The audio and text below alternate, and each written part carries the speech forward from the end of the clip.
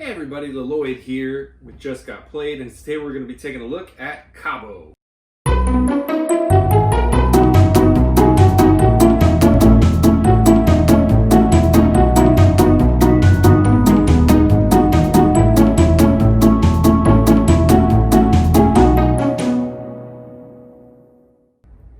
Hey, today I'm going to teach you how to play Cabo, the elusive unicorn card game by Bezier Games. In Cabo, you're trying to get rid of cards and lower the points on the cards in front of you by the end of the round to have the lowest score. The trick is that throughout most of the game, your cards and your opponent's cards remain face down in front of you. Okay? You will have some knowledge of the cards in front of you and also in front of your opponent, because at the beginning of the round you get to look at two of your cards, and throughout the game, through various actions and even drawing cards from the discard pile, you will be able to see cards that are face up or peek at cards or spy on the other player's cards. So how do we play? Okay, so I'm just going to deal out a two-player game here. So each player is going to get 4 cards. Okay, the cards stay face down, like so. One card, or the deck goes back in the middle, and a card gets flipped. Okay, so each player can look at 2 of their cards. So you can look at any 2 cards, but only 2. And once you look at the cards, you can't move their position. So they have to stay in that position the rest of the game. So what I'm going to do as this player is I'm going to look at these first 2 cards. So I look at them, I see I have a pair of 6s. Okay, that's good. I have no idea what these 2 cards are. The other player is going to do the same thing.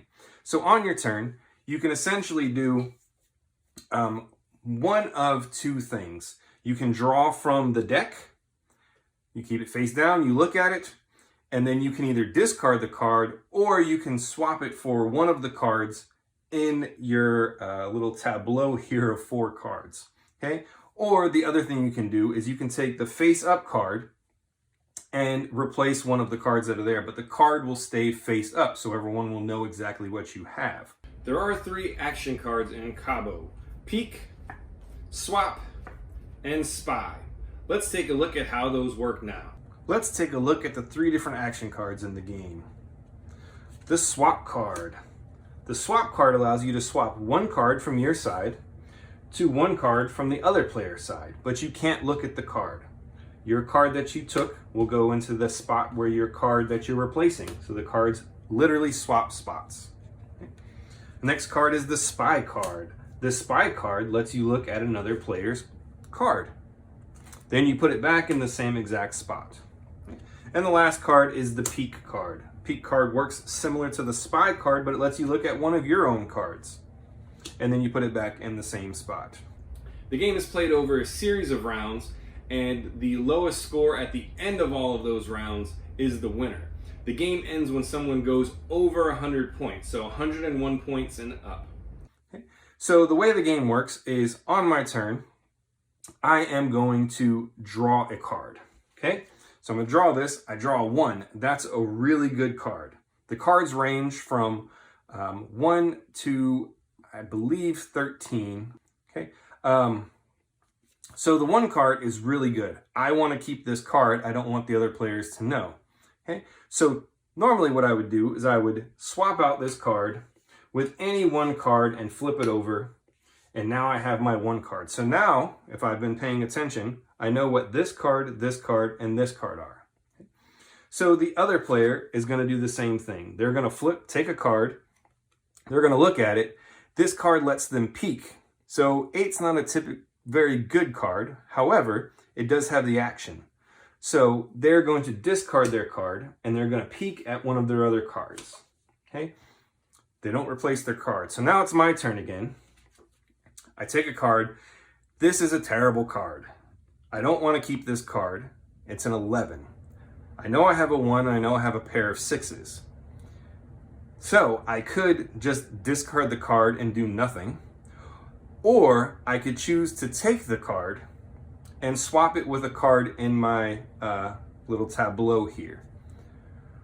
One of the ways to lower your your numbers is to get rid of multiple cards at the same time. How do you do that?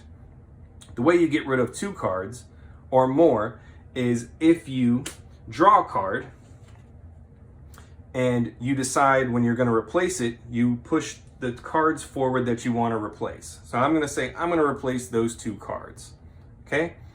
So whenever I go to replace the cards, I flip the 2 cards over, and if they match, if the cards match, I get rid of these cards and I replace it with the one that I just picked up. What happens if the cards don't match? Let's see. All right, so I'm going to pick up. I got a 5. I want to keep the 5. I think these 2 cards match. I push these 2 cards forward and I say, I'm going to get rid of those 2 cards. I flip my cards over. Oh no, they don't match. So what happens in that instance? Well, if they don't match, I have to bring these cards back, and now I have this extra card. I was at 3, now I'm at 4. Okay. So the game continues doing that as you try to keep getting lower and lower and lower cards. When you think you have the lowest hand, you call Cabo. What does that mean? That means that I'm ending the round. I'm choosing that the round is going to end now. Okay? So the other player has a chance to draw another card and do something. He just drew a really good card. He's going to take this card, toss that. That was dumb, but he didn't know that there was a 1 there. So now that the round is over, everyone reveals what they have left. Okay? So now you add up your cards, and they're just added at face value. 1 plus 4 is 5, 10, 17 for the player who called Cabo. Player 2 has 12, 14, 15, 16, 17 as well. Player 1 called Cabo. Everyone's added up their points. Player 1 has 17 points and player 2 has 17 points. So what does that mean? Well, if player 1 had 1 point less, and this is what he had 16, he would total that up. He's less than player 2. Player 2 would get 17 points. Player 1 would get 0 points.